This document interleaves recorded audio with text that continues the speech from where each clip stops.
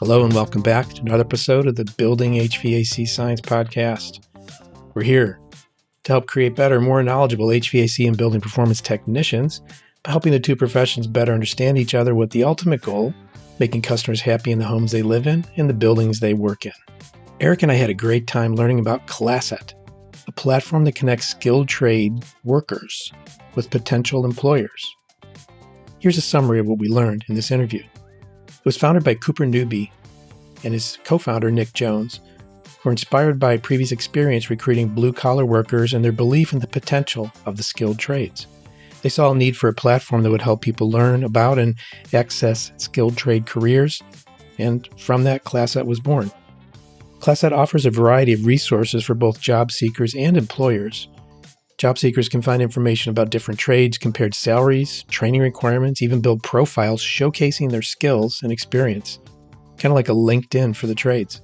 Employers can post job openings, screen candidates, and connect with qualified workers. Classset also has a focus on mentorship and apprenticeship programs, recognizing the importance of hands-on learning in the skilled trades. Classet's still a relatively new platform, but is growing rapidly. The company's developed a number of innovative features, such as the periodic table of skilled trades. I really tuned into that as a scientist nerd. And a free applicant tracking system to help connect job seekers and employers. With its focus on making skilled trade careers more accessible and attractive, Classset really has the potential to make a real difference in the lives of many people. There's a ton of links in the show notes. I encourage you to look at them. It'll take you directly to some of these things that we spoke about in the interview. So let's get on with it and learn about trade secrets being revealed inside Classset, the platform building a blue-collar boom. Today I have with me my virtual co-host, Eric Kaiser. Hello, Bill. And our guest, Cooper Newby from Classset. Hi. Good afternoon, Cooper. How are you? Good. How are you guys? Good. So I forget how we connected. Was it on LinkedIn or was it something you sent me? Yeah, I think I sent over some resources, but we've been following your guys' podcast as a team. We're a small team of 6 and love what you guys are doing on both sides of the podcast and the tools and trainings. Thanks. And we got half of our listeners from him, Eric, apparently. Oh, all right. All 12 of them. All 12 of them. No, I think we have a few more than that. 1 or 2, maybe. So first, give us a little bit of background on you, and then we'll talk a little bit about Classset. Yeah, so I'm a mechanical engineer by trade, so I've always been a very hands-on person. But in going to grad school at Stanford, I started a company with similar co-founders to Classset, but trying to solve blue-collar recruiting for an app that was called Blue Crew, where we tried to get more people access to work through light industrial like warehouse, so like Uber for work. So there we got a really strong hold on the challenges that a blue-collar worker faces trying to make ends meet, working paycheck to paycheck. But while we were there, we kept getting really excited about upskilling potential for things like the skilled trades where you can truly increase your wage much more than you can in a warehouse where you have this glass ceiling on how much you can earn. So we decided to go back to the small startup and really try and increase the earning power for people with these unique skill sets and help people who may be in working warehouse jobs graduate to high-skilled jobs where they can eventually own a business or be making really good money with really good benefits. So that's kind of what inspired us to start Classset, using our recruiting expertise from Blue Crew, but pairing it with our mission to really increase the earning power of blue-collar workers. How long you been at this? Little over a year now. Nick, my co-founder, and I started out. Nick's parents are both teachers, so we got a little bit of an inside view on what the state is of college counseling and what people are being told in high school. And we just noticed a huge gap in you're only looked at as a success if you get into a good college. So we got really excited about changing the stigma there so that you could really be looked at by society in a favorable way and had the resources to actually figure out like what is a trades job. A lot of people have, I know what a plumber is, I know what an electrician is, but there's many more trades jobs and not a lot of on-ramps into them through the school systems, things like that. So we started building out resources there. I'm guessing I could stop asking questions now because Eric Kaiser is loaded with them. Right, Eric? I mean, I do have some questions, but that was a pretty good lead in there. It's interesting to me because this is also a passion of mine, but I'd really never heard of Classset before.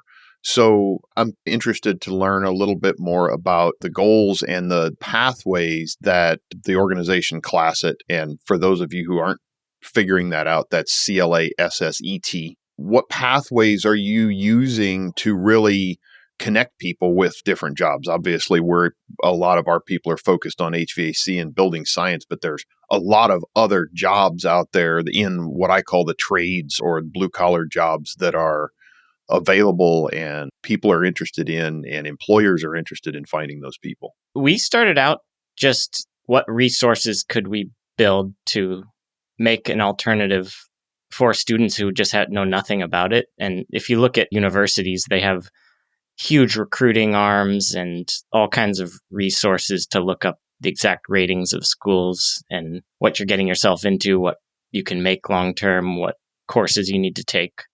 So we started there, but quickly it became apparent that the key to becoming a successful tradesman or tradesperson is the mentorship, the hands-on learning that is harder to get purely online. And we noticed the attention span of people is getting shorter with TikTok. So we wanted to make it a very visual thing. Most people in the trades don't like sitting down and doing a ton of schoolwork. They'd much rather be out in the field using their hands. So we tried to make really quick TikTok videos highlighting different careers. So we have some cool interviews with tradesmen just talking about the good, the bad, and the ugly of what they're getting into. But to really make an impact, we realized the employers are key to this equation. So we put a huge amount of focus on how can we connect both the new entrants to the trades and the experienced people to make it easier to connect with busy tradespeople. Both sides are incredibly busy with more work than they can handle. And lots of phone tag goes on when you're trying to find employees or interview people, tons of conflicting offers and things. So we put a huge amount of focus on the business side of our company on making that connection easier, giving candidates the background on companies and talking with them, really trying to figure out what would be the perfect job. And then on the employer side, helping write the notes on candidates' resumes. If you're a sought-after tradesperson, you may not be updating your resume because you're in such high demand. So we talk to them, we'll write up notes on their profiles, and we also make it really easy for them to share pictures of their work, which we think are better representations of skilled trades work than a traditional resume sometimes. So our theory is that if we can get a huge contingent of trades companies, we can help candidates look better to those companies, and they'll be more willing to take a chance on an apprentice or somebody who is more early in their career. Because the reality is, like, the skilled talent pool is shrinking, and the only way to fix that is get more early entrants. But you have to make sure that the company has the trust that they know what they say they can do, and also in the future potentially having apprenticeship programs built out. So what are you helping, say, on apprenticeship programs you mentioned there? Are you helping any of the contractors build out those apprenticeship programs, or do you have recommendations on how they can build those out? We're working with a couple of our companies who do have apprenticeship programs built out already. Those are super successful because they have the infrastructure. Our long-term goals are to have some of the soft skills trainings built out so that we can help across all trades. I don't think we'll ever be better than the companies at training people up on how to do things the way that they know how. But there's a lot of cool stuff with government funding that we can help companies with WIOA, which is the federal grants for covering 50% of wages for people who qualify to get into some of these programs. So we want to help make it easier for any company to bring on early entrants to the trades. But that's more of our long-term vision. Our focus right now is just helping both sides of the job marketplace connect so that people really can find new roles and help solve some of the short-term pains that a lot of trades companies are finding, trying to find technicians. You sent over a ton of links to us, which is great to give us background, because give us a little guided tour of your site. And I will add those links to the show notes. One that I found particularly interesting was the periodic table of skilled trades. Where did that idea come from? It came from trying to think about how to digest and compare careers. The number one question we get from people is like, what is the skilled trade that's best? And that's a very hard question to answer because it's so conditional. Do you like working outside? You're not going to be successful unless you have a passion for what you're doing. But a lot of people go in looking at just, oh, what can I make for a salary? So we wanted to make a way for people to add a couple careers and compare everything from salary to the amount of time it takes to become certified to the actual, how hard is the trade on your body, everything that we can quantify there. And figured a periodic table would be a good way to show an overview of some of the trades so you could quickly get a glance and then look at videos to see people actually doing it. So we built like a video skilled trade. So you just watch a couple videos, thumbs up, thumbs down, and then it'll spit out some careers that fit your interests. I remember using a book called What Color is Your Parachute when I was in high school to try to figure out what I was going to do for a career. That was pretty cool to see this kind of thing in today's media. I'm looking at one page here. I picked bike mechanic, and it has the why should you consider the career, typical salary, career outlook, growing, flat, whatever. And then you mentioned the physical, less physical, more physical, less physical, more training or less training, more structure or less structure. So is that what the videos do? Kind of help you understand which one of those sliders you're at? Yeah, we spit out a comparison at the end of the quiz so you can look at all those things and make an informed decision, or at the very least, get a sense, and then you can go to your local bike shop and talk to some of the technicians to see if it's something you'd like. The tools that really push our mission forward to get more people in are really entry level, like just get a handle on what all this stuff is. What can you expect? Because it really is, there's tiny businesses, there's big businesses, and all of them have their own culture. When you ask tradespeople, the most common story I hear in these interviews is some guy took a chance on me. I showed up at the front door. So we do want to make it easier for people who may not have family members in the trades to connect with these companies. And part of that is if you come in with no experience, it's hard for a company to trust that you know what you're going to do or you're doing. So helping people show some of their do-it-yourself work while they're starting out and maybe just working on home projects or in their garage has been a hugely helpful way for companies to look at somebody and say, hey, this person has 6 really cool projects. They stand out way above the high schooler who hasn't put any effort into their career. Speaking of which, do you deal with any like high school trades program, career programs? The way that we started out, Nick and I, we actually went to a bunch of Denver public school trades high schools. They have an awesome career pathways program where they're trying to shift the narrative from, instead of you're only looking at as a success if you go to a good college, as we want everyone to leave with a plan. And that plan can be the trades. So they have some really cool technical high schools where kids will work in these amazing mechanic shops or welding shops. So we went and presented to a bunch of kids some of this stuff, and we were surprised because even kids that are in these technical high schools that have a leg up, we're still like, oh, I think I need to go to college, or I think I need to go to a community college. So we just really wanted to provide them resources, but also the career counselors who are judged on their college enrollment rates, a place for them to point students if they weren't super knowledgeable on the trades. So we got a lot of really good feedback there, including keeping the attention of high schoolers is a difficult thing. The attention span is pretty short. You need to hear the same thing over 5 times. So it's great when they can hear tradesmen come in at panels and things. We got a lot of our early learnings there, mainly on really have to be quick. A lot of the social media platforms are really good about presenting kids with things that they're interested in. And you can help sort yourself through all the web of the trades by just finding these niches in social media that you really like watching, and then gain the courage to put yourself out there and find a mentor to teach you the hard skills. So what outreach are you doing, or are you doing any outreach into schools or anything like that? It sounds like you're talking to some high school age people. Are you doing anything maybe even at younger ages?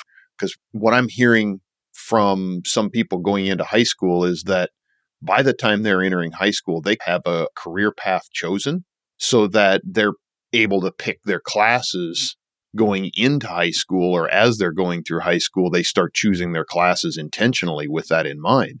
Are you looking at anything younger age range? We aren't doing too much there. We chatted with the Boy Scouts here in the Bay Area about doing weekend workshops with skilled tradesmen where you could get 2 hours of sweating plumbing work done or things like that where you could really understand. But for our business, I think that's the place to go is middle school. That's when people really start to understand what they like and don't like. But for our business, we need to work closer to when people are ready to work. So closer to that first apprenticeship and skilled tradesmen, helping them advance their careers. So we have a lot of relationships with nonprofits like HBI, Home Builders Institute, where we want to make it easier for them to find a job because they go through a really cool program where they learn how to build houses.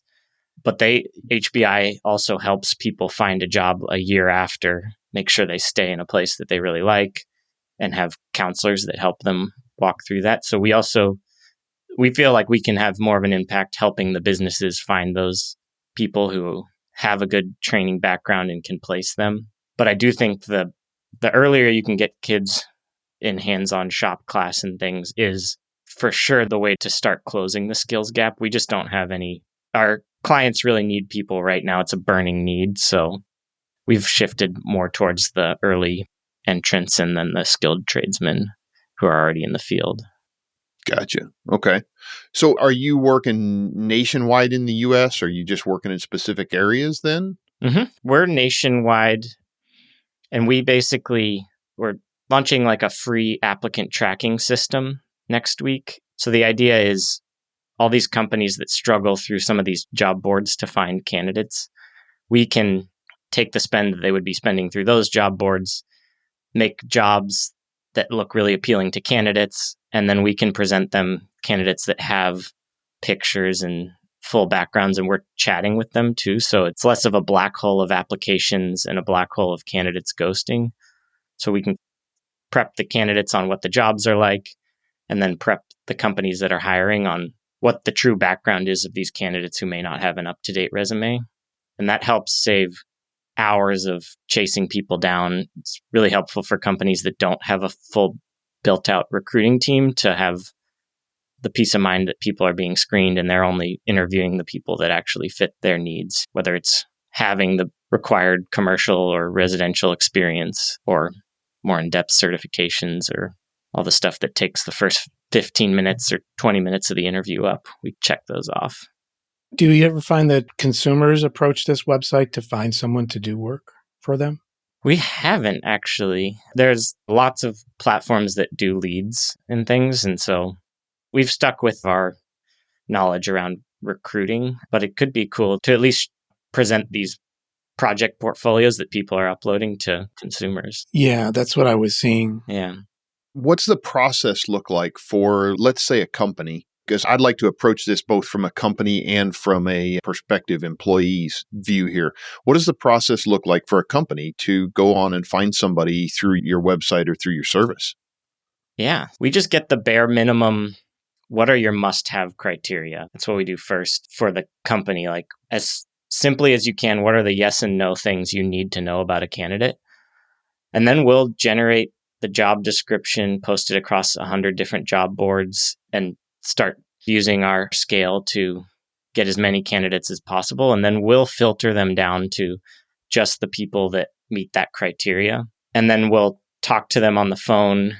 We have a recruiting team that'll screen people, write up the notes, and send them over to the companies. So instead of looking at 100 people where 90% don't fit your criteria, you'll be looking at 10 who we've proven we can make contact with them, which is harder than it sounds. And then send over all the other stuff too, like endorsements from previous employers. So candidates can make almost like a LinkedIn profile for skilled trades. And it just helps save busy tradespeople the back and forth when looking at those candidates. What we find is we have a humongous database of candidates now, but targeting in a job search, your speed is incredibly important. So we don't just retarget candidates. We do launch campaigns for each job so that we can be sure that this person is actually looking for a job right now. They're attentive. The best tradespeople are snatched up within a week. So we also build tools to help companies automatically text and email multiple times so that they can make sure that they're connecting and don't have to spend their time in front of the computer all day. And it really helps. It cuts down 40% of candidates that apply to 100 jobs and never respond because maybe they got another job or maybe they're busy on their own projects. So is there, for a company to do a job search on here, I'm guessing there's some fee. You got to pay for all this somehow, right? We are giving away our applicant tracking system for free right now. But for larger companies where we have some small platform fees for like integrating into your applicant tracking system if you already have one. But then we actually just take the marketing spend that you would spend through 3 or 4 other job boards, and we'll use our scale to push that out. And we take a small percentage of your like marketing spend, similar to the way you'd pay a marketing agency to advertise for leads. So we say this is completely hands off by you. All you need to do is check your dashboard a couple times a week to see the vetted candidates and give a thumbs up or a thumbs down if you want to interview, and then choose who you want to hire. So no hiring fees or anything like that. It's just much cheaper than a recruiting agency who may charge 15% of your first year's salary. Instead, you're just spending the marketing, and comes out to $600 or $700 a hire, which is much less than 10 or 15K. But that can go up or down based on how difficult the role is to fill and things like that. Do you have any disclaimers for the validity of what's presented, or either from the employer or the employee, the potential employee? Like they took their brother-in-law's pictures Oh, for the projects. No, but I mean, that's the kind of stuff that comes out pretty easily in the multiple steps of screening. We haven't had any horror stories like that. Sometimes you will make a hire and the person just isn't the right fit. That happens to the best of us. At the end of the day, it is still the companies interviewing people and deciding if they want to hire them. And that's the way we like the no hiring fee, because you don't feel any pressure to hire or not to hire. If you're faced with a $15,000 hiring fee, you're really going to hold out for the best people. But with something like Classset, you can try earlier stage apprentice. And if they don't work out, that's okay. We also have lots of other jobs for that person if it's not a fit. So hoping the lower cost helps people try out more candidates. You just have a bigger, well-honed machine for the screening process than anybody could possibly put together. They spend just as much, basically, to have it attacked by a pro, a system. Yeah, exactly. It's navigating all the different options you have for job boards. It's the Wild West out there. And for a company that doesn't have the resources to hire a full recruiting team, it's incredibly helpful. And even if people do have a full recruiting team, we can use some of the tactics we've learned over the years to cast the widest net possible. And also for job seekers, we've built out job search, but also apprenticeship search from the DOL's registered apprenticeship list and trade school ratings too. So our hope is that we become the one spot where people go whenever they're just looking for skilled trade specific things, because the other job boards can be all over the place with how responsive companies are. And we want it to be the place for skilled trades applicants. So that goes back to my other half of that question. How does it look like for a job applicant coming to you? Do they go through a vetting process? Like I looked on the website and there's jobs, there's apprenticeships, there's schools. What does that look like from that perspective coming through the process? Yeah, so we've built a really easy mobile friendly application process so you can apply just from your phone. And the thing we pride ourselves on is instant outreach. So we're texting candidates almost immediately. And then for the ones that meet those screening criteria, we're in many cases calling them from our recruiters. So whereas you may apply to 20, 30 jobs and never hear back, with Classset, you're hearing back almost instantly and talking to one of our recruiters who can give the basic background of the company, answer any of your questions, but also double check that you're willing to make that commute, that you have the required tools or truck that you need for that job. And then we pass them on to the companies. So most of our candidates are getting through the process one way or another, like within a week, which is amazing because the hiring process can be drawn out sometimes if you're not getting that instant feedback. And also we keep those candidates so that if you're a company and maybe somebody was 80% of the way there, but you don't have any open roles right now, you just filled it with a more experienced person, you can reach out to them later and let them know about other openings. Because we hear, talking to Goodsmith, which is a handyman company in Houston, and they were like, yeah, this person, we didn't think they were going to be great. We hired them and they're one of our top handymen now. Sometimes the paper resume doesn't actually translate to how good somebody can be. So we want to just present more options for people to take that chance on tradesmen and women. I noticed I went into classset.org/jobs and it automatically detects location through the browser and starts bringing up jobs within a certain miles radius.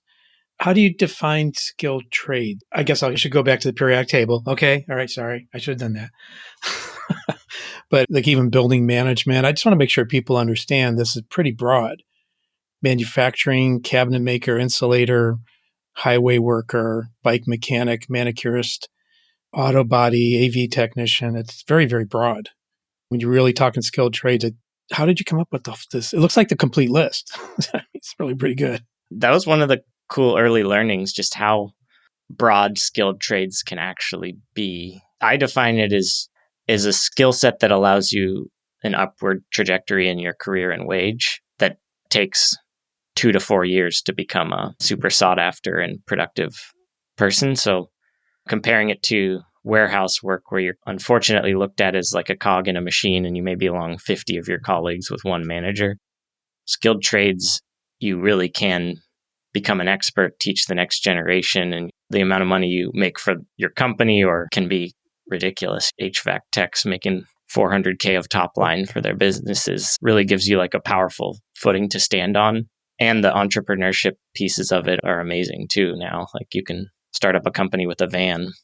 We typically focus on home services and commercial trades like the construction trades, along with a lot of auto trades as well. We haven't dipped our toes into manicurists and things yet.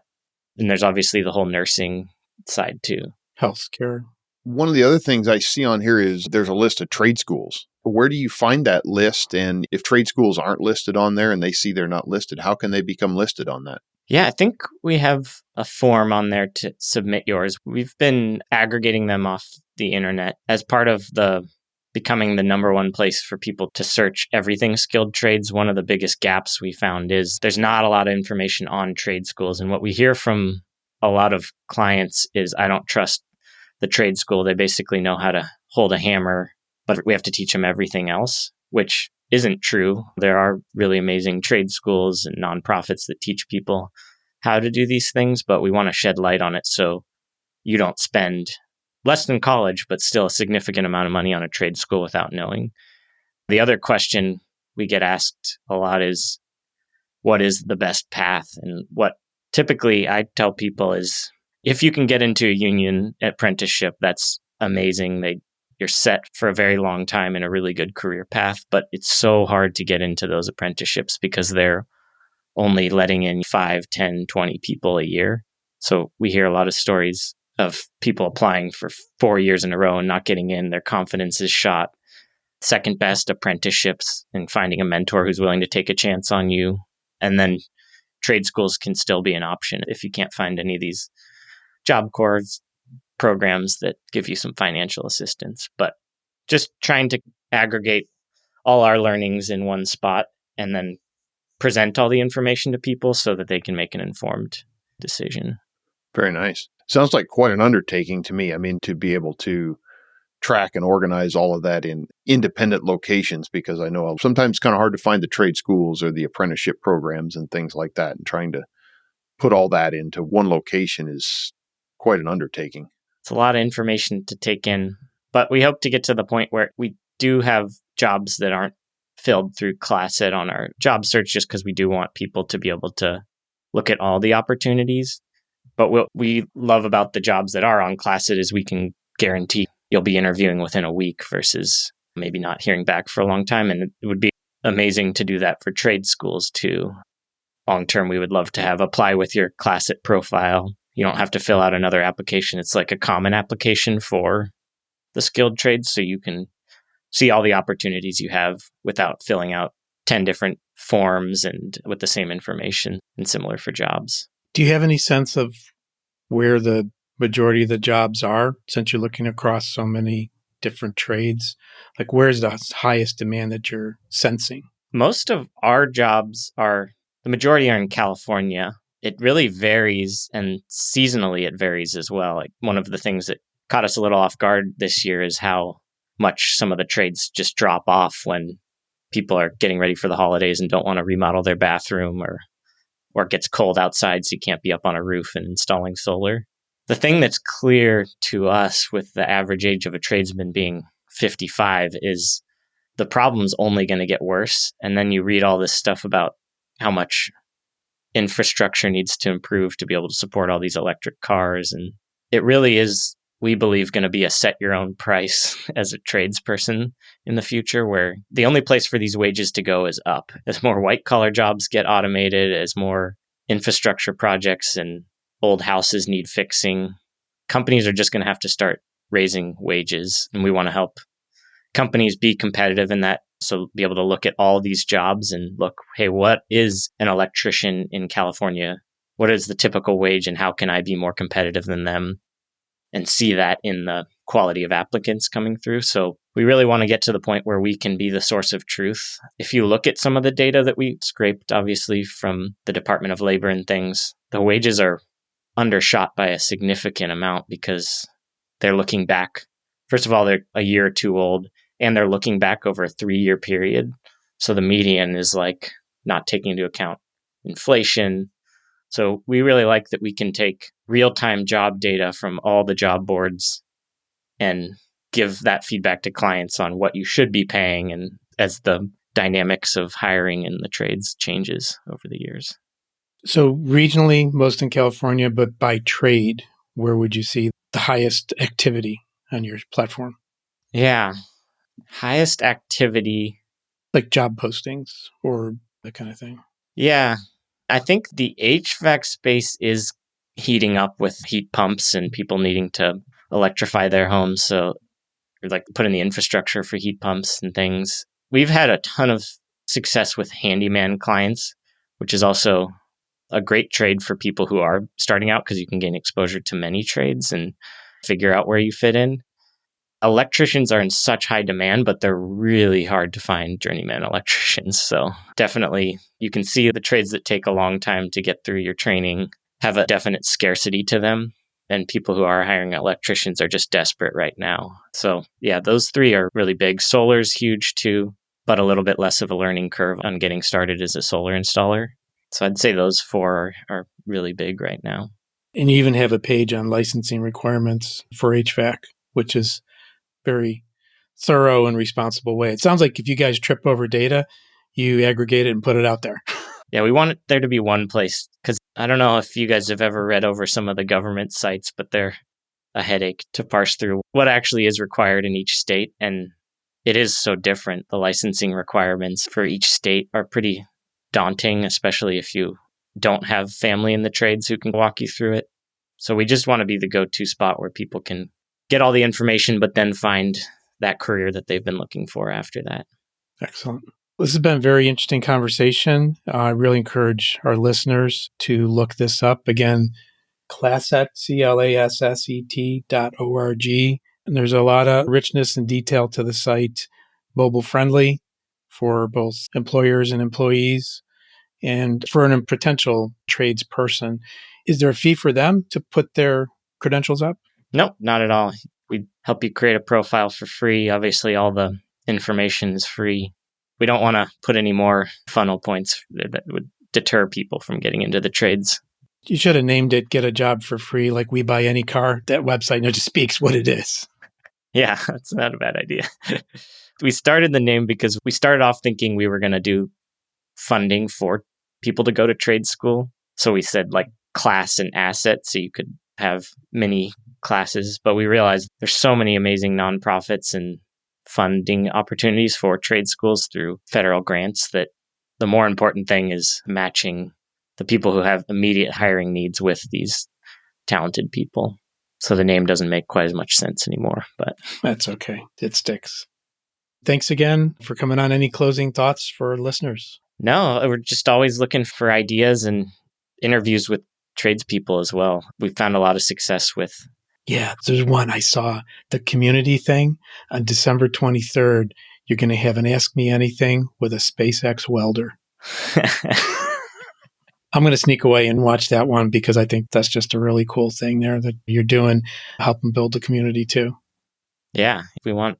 I'm constantly surprised talking to tradespeople in different careers about how they got into it, the financial freedom they've been able to get from it, and everyone has this zigzaggy path of how they got in. I did talk to a solar installer who was a bike mechanic.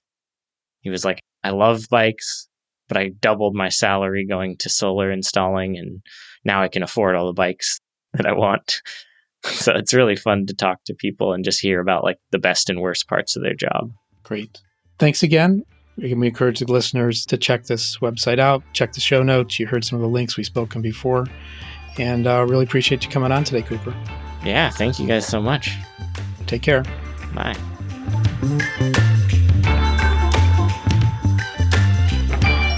Thanks again for tuning into this Building HVAC Science podcast episode. Please subscribe if you haven't done so already.